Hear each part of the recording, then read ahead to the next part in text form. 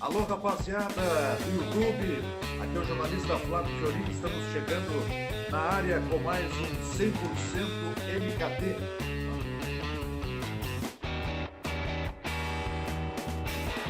Salve, galera 100% Esporte! Esse é o 100% MKT Marketing Esportivo de quarta-feira. Eu sou o Vinícius Leal, especialista da casa. Hoje o jornalista Flávio Fiorin não pôde estar conosco, mas o nosso convidado está aí, o Fabiano Veronese, responsável pelo licenciamento do Grêmio Futebol Porto-Alegrense, do Emerson Fittipaldi, entre outras tantas marcas, né, Fabiano? Muito obrigado pela tua presença. Boa tarde, muito obrigado pelo convite, é um prazer estar podendo falar para vocês. Tem feito um trabalho incrível, tenho acompanhado algumas entrevistas e isso soma muito aí para o nosso mercado e para o nosso estado. É uma honra poder estar aí contigo, Vinícius. Muito obrigado. Obrigado, Veronese. Então, acabei de citar, falar outras marcas, mas eu me recordo que tu está há muito tempo já responsável pelo licenciamento do Grêmio, já pode nos responder aí desde quando, e quais são os outros principais clubes, marcas, que a tua empresa é responsável pelo gerenciamento do licenciamento? Tá legal, vamos lá então. Vou esclarecer para vocês. Muitas pessoas às vezes confundem até o nome Veronese como se fosse quase que um funcionário do Grêmio, né? Na verdade é uma empresa, eu presto serviço para o Grêmio através da minha empresa, que é a Fama Licensing, isso desde 1994. Então a gente tem uma história aí de 25 anos trabalhando nesse setor. Junto com o Grêmio, a gente ajudou muito, contribuiu com o Grêmio nessa parte do desenvolvimento da linha de produtos licenciados. Depois a Fama foi ao mercado e notou essa grande oportunidade, que é esse magnífico setor de associar produtos a marcas de valor emocional, como são as do futebol, e então a gente descobriu esse nicho e acabamos então aí trabalhando ao longo dos anos, com o próprio Internacional. A gente teve uma relação de tempo que a gente trabalhou com eles lá nos anos 2000. Depois sabe que a nossa rivalidade aqui ela é muito forte, então a gente acabou ficando focado mais com o Grêmio, mas trabalhando também com outros clubes fora daqui, como Palmeiras, São Paulo, que nós temos, até a gente divulga isso pouco, mas nós temos como cliente também essas agremiações. E lá de fora, a Fama também já trabalhou com Milan e com Chelsea, são clubes europeus, no qual eu tive a oportunidade de fazer um desenvolvimento de um projeto pontual com eles, nessa área. A fiscalização, né, Veronese, essa grande questão da pirataria, a fiscalização passa pela tua empresa ou não? A Fama foi vamos dizer assim, junto com o Grêmio, ajudou a construir o processo de controle e de aplicação dos selos holográficos, que hoje é amplamente usado em todos os clubes da primeira divisão no Brasil. O Grêmio foi o primeiro clube a usar isso. E a gente não inventou a roda, a gente só observou e viu que no mercado europeu isso é usado já há muitos anos, que é aquele selinho holográfico de 3 canais, de série única, que te dá uma possibilidade de controle de distribuição, inclusive para o próprio consumidor identificar se o produto realmente é oficial ou não. Então fica tudo muito mais fácil de se controlar. Mas também, na verdade, é que é praticamente impossível tu zerar a pirataria. Isso nunca vai existir. Pode criar todos os mecanismos do mundo que a gente não vai conseguir fazer isso. É parecido com o lance de cambista, né? Porque existe a pirataria no exterior também, né? Existe a pirataria no exterior, é mundial, é global a pirataria, né? Se tu pegar uma Apple da vida, por exemplo, é sabido que a Apple tem os seus telefones pirateados. Então, é um setor muito complicado. Isso envolve depois também questão social, e é um papo para muitas e muitas horas. Mas a gente conseguindo bloquear o centro formal, que a gente chama, que é a célula formal de controle, para vender produtos somente oficiais, já vai ajudar muito, vai ampliar de forma significativa os royalties que os clubes recebem em contrapartida de cessão da sua marca, né? Então, por exemplo, a gente vai num supermercado, vai numa rede de atacado, vai nessas lojas estabelecidas, já é muito difícil o cara vender produto pirata ali, porque já tem um controle muito mais, a cultura também do torcedor já está muito mais afiada nesse sentido. O próprio torcedor chega às vezes no ponto de venda e pergunta, não, esse produto aqui não é oficial, eu não quero. Eu quero. Então, isso ao longo dos anos está melhorando a cada ano que passa e a gente vai chegar num ponto de equilíbrio bom. E o Grêmio tem uma característica interessante, né, Veronese? O departamento consular, ou seja, para quem não é muito familiarizado aqui a cultura do Grêmio aqui do Rio Grande do Sul, o Grêmio tem um departamento consular onde tem cônsul do Grêmio espalhado no mundo inteiro, que são os representantes do clube em cidades fora de Porto Alegre. E o departamento consular, muitas vezes, auxilia muito essa questão do combate à pirataria, né, Veronese? Auxilia muito, sobremaneira. Eles fazem um trabalho de culturalização setorizada que cria um processo de distribuição muito amplo e acaba criando um abraço gigantesco nesse processo, e isso contribui de forte maneira. Outro dia ainda eu vi a entrevista da Melissa Paiva, que tu entrevistou bem aqui, que está lá no Canadá fazendo aquele belo trabalho lá e ajudando o Grêmio lá de novo. Então, é fundamental, é de grande importância esse processo do Departamento Consular. A gente já entrevistou o Edu Pesce do Internacional, o Jorge Avancini. Então, né, o pessoal não ficar rotulando aí de gremista, de qualquer outra coisa. Aqui é 100% MKT, marketing esportivo de quarta-feira. Veronese, tu tem ideia de quantos produtos a tua empresa já licenciou para o Grêmio? Nós temos no radar hoje, que a gente chama de SKUs, são mais de 1.800 itens hoje, né? Mas ao longo dos anos, isso com certeza passa de 10 mil itens, né? Porque existe um giro natural de empresas que vêm, que entram, que ficam um tempo, saem, produtos que modificam, que ganham mercado. A todo momento existe uma nova ideia. E então, através desse processo, durante todos esses longos anos, com certeza, são milhares de produtos. Quais foram os mais exóticos que tu te lembra, Veronese? Posso te contar que são produtos que eu intitulo como case, né, de sucesso. Foi o quadrinho da grama do Olímpico que nós fizemos, 30 mil unidades de série única. Se eu tivesse na oportunidade, junto com o Grêmio, feito 50 mil, teria vendido todos. Mas na oportunidade, em função da quantidade de grama que a gente conseguiu, com condição de fazer os quadros, fechava 30 mil. Então a gente chamou os espanhóis, os espanhóis vieram para cá, trataram a grama, mumificaram ela, para ela ter essa aparência de grama viva ao longo dos anos, e ela dura sempre. E esse foi um projetinho que lá tem, né, todo o histórico do Olímpico. Então são produtos que a gente caracteriza como produtos que têm um elemento emocional, né? Que entrega mais para o consumidor, que não só uma canequinha com logo e tal. Ali tem uma história, ali o cara vai botar no quarto dele, no escritório dele. Então são esses produtos que fazem a diferença, né? A miniatura do Olímpico foi outra, que foi um grande sucesso. É verdade. Feito à mão, feito de forma artesanal, uma empresa chinesa. E, enfim, são vários cases de sucesso que a gente tem. Teve alguma experiência, Veronese, que pelo próprio produto não foi uma experiência positiva? Alguma coisa esquisita ali que não atendeu a expectativa, que tu te recorde? Isso acontece no licenciamento com todas as marcas, né? Se tu falar com Disney, Warner Brothers, que são os grandes players do mercado de licenciamento, eles têm case de empresas que não foram tão bem. O que ocorre muitas vezes, e aí tem um beabá dentro da área de licenciamento, que é o seguinte: o cara às vezes não se prepara, a empresa não se prepara para vir fazer o licenciamento para buscar a marca. A marca sozinho não vai resolver todos os problemas dela. Ela precisa ter o beabá dos 4, 5 P's, aquele do Philip Kotler lá, que é promoção, preço, praça, produto, né? E pessoa, quem é o consumidor do cara. Ele tem que fechar essa conta, trabalhar isso bem, fazer a lição de casa e aí buscar a marca. E aí sim a marca vai entregar toda a potência que ela tem para o cara vender e atingir os números que ele espera, né? Muitas vezes o que ocorre é que o cara acha que só a marca vai resolver todos os problemas dele. E não é assim. A gente às vezes cancela ou nega um processo de licenciamento porque o cara não tem nem uma equipe de vendas, entendeu? O cara vem com uma ideia super legal, às vezes, muito bacana, mas ela não fica de pé, né? A ideia não fica de pé. Precisa ter um plano de comercial para o produto ter sucesso no mercado.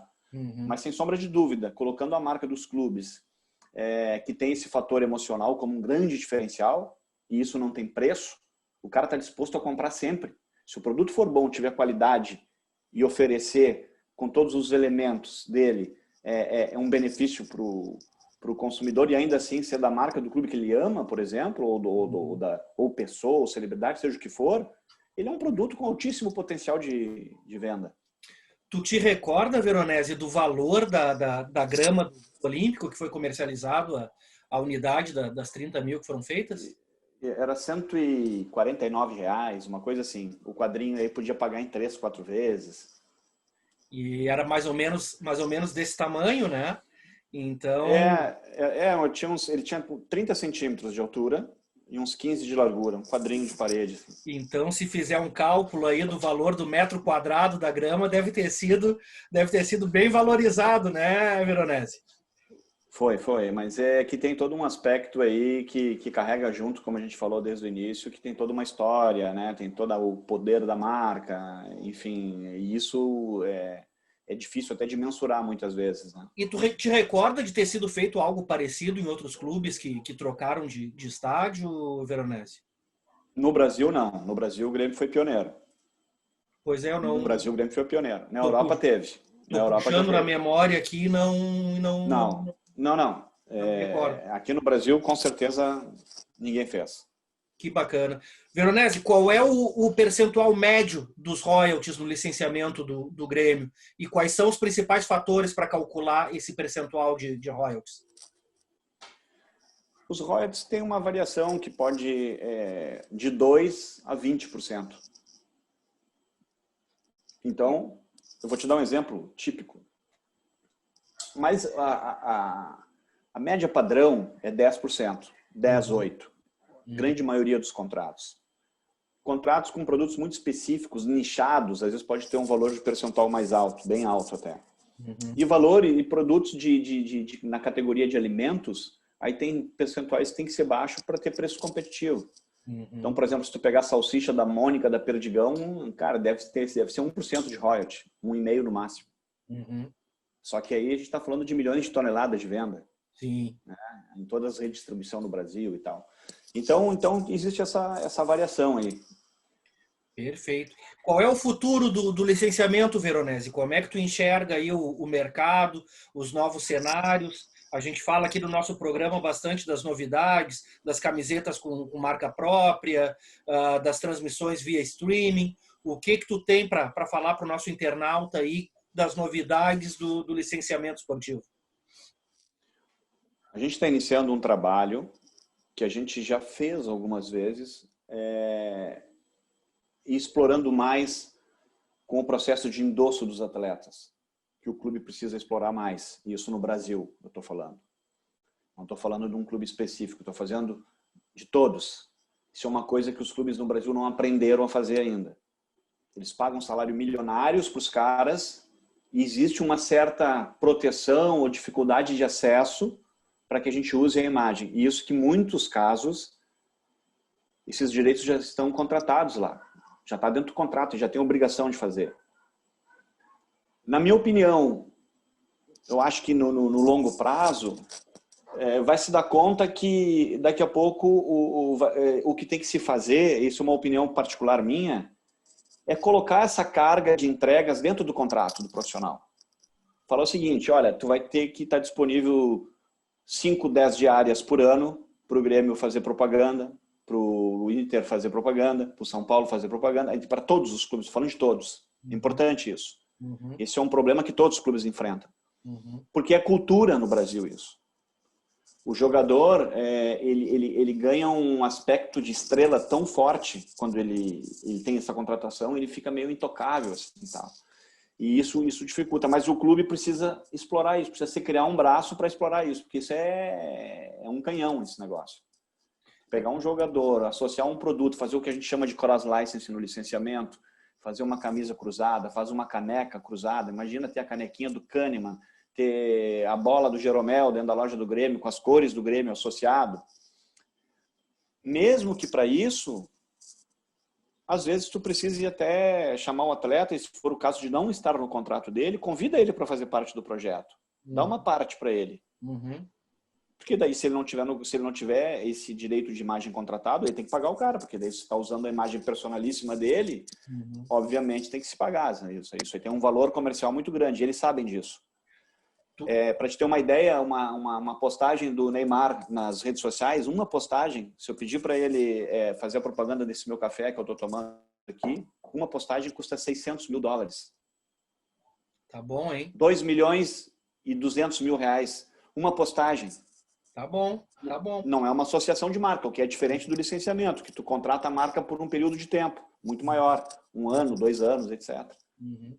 Então esse é um paralelo importante. Tu falaste bem, né, da questão cultural. Tu citaste 2 exemplos aí de grandes profissionais que o Kahneman, tudo bem, a cada 6 meses falam que ele está de saída no Grêmio, mas o Jeromel tem toda uma identidade no clube, já está há bastante tempo, e são profissionais que, ao meu entender, têm perfil para isso, e o que não impede que possa acontecer alguma coisa, né, futura que arranhe a imagem, né? Mas esse risco faz parte do negócio também, né, Veronese? Senão... esse risco faz parte o tempo todo, né? Na Europa, eles não se cansam de fazer isso. Eles contratam um atleta, a primeira coisa que eles fazem é fazer o cara para promover a camisa que ele vai jogar, com o número que ele vai jogar, e lá só na brincadeira, no primeiro tapa, já vende 50 mil peças na arrancada, e assim vai. E depois se distribui outros produtos. Se o cara fizer alguma besteira ali, já tá pago, rescinde o contrato, já tem uma multa contratual e já é. Mas é que é verdade, assim, o futebol ele tem... minimiza esse risco aí, né? Sem dúvida. O futebol tu tem que criar um calendário para poder explorar a imagem desses caras. Porque eles têm uma carga de trabalho muito tensa, tem muita responsabilidade, é o principal ativo do clube. Mas pode pegar os caras nas folguinhas do ano, entendeu? Pega um feriadinho lá, um dia antes do feriado, 1 horinha, 15 minutos. O cara gravar 4, 5 videozinhos de 30 segundos, isso não vai prejudicar nada. É porque é cultural mesmo, entendeu? Eu já faria Isso. Eu já faria uma sala de captação, por exemplo, lá perto dos vestiários, para nem precisar o cara sair de lá. Vai lá mesmo e fala, cara, a gente tem que promover essa canequinha hoje. A lojinha do Grêmio, ou seja, de qual clube for, precisa vender. A gente está com 10 mil estoque dessa canequinha. Vamos promover essa canequinha? Diz que tu toma café todo dia nessa canequinha aqui. O cara vai falar isso, vai vender amanhã, vendeu tudo. Se ele aparece no Instagram dele, lá nos stories, numa live, tomando o cafezinho do Kahneman lá, com a canequinha número 4 do Kahneman, com o Grêmio junto, só num cross-license, vende tudo. Vende tudo. Shop do Kahneman, vai longe a brincadeira. O pessoal mas isso, e assim, viaja nas possibilidades, né, Veronese? Pessoal aí mas é importante destacar que o nosso marketing aqui na região sul do Brasil, ele ainda é um dos mais avançados do Brasil. Então tem o Beto Carvalho, que vem fazendo um trabalho já há longo tempo no Grêmio, que é muito bom de trabalhar com ele, porque ele é um cara que tem muita ideia, ele é muito dinâmico, né? E dá também terreno para te desenvolver e tal. Eu já trabalhei com o Avancini também, na época que ele esteve no Inter. É um cara que tem uma visão espetacular, também inteligente, rápido.